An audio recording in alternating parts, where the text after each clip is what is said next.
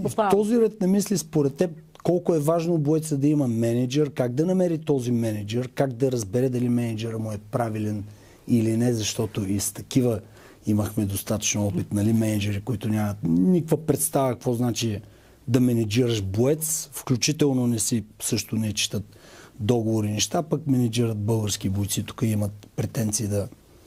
Доколко е важно боеца да има, как да го намери, как да го подбере, колко бързо или ефикасно може да прецени дали менеджерът наистина защитава интересите му и би могъл да му изгради кариера или не. Какво мислиш?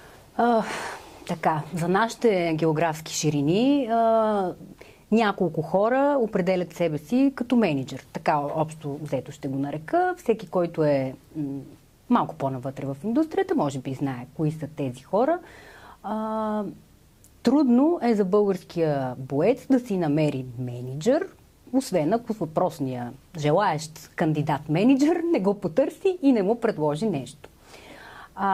Важно е. Разбира се, важно е боеца да има менеджер, но много зависи какъв. Дали наистина този човек е компетентен и би могъл, има капацитета, има контактите, има всичко необходимо, за да бъде в плюс за неговата кариера, или е просто някой, който иска да прибере 1% от някакъв хонорар и да сложи етикет на себе си, че аз съм менеджер на този боец. Особено когато боеца вече е изграден и когато го хване в, така да кажем, пика на неговата кариера. Това е много по-лесно. Тогава, разбира се, бойците, които вече имат повече опит и то положителен зад гърба си, със сигурност са имали много повече такива обаждания от хора, които желаят да ги менежират, за разлика от тепърва прохождащите, които все още не са наясно как точно се случват нещата и няма такъв интерес към тях.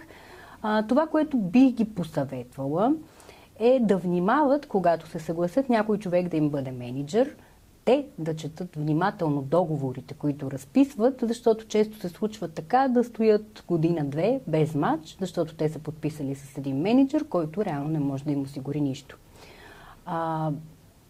Това са неща, които могат да се дискутират, когато те са решили, че този човек им пасва и биха искали той да ги представлява, той да е визията на тяхната кариера. Всичко може да се дискутира, могат да си дадат някакъв пробен период, както правим и ние, в който да преценят дали си пасват или не, за да не подпишат нещо, което ги държи на резервната скамейка няколко години, които всъщност са ценни и може би най-важните от кариерата им.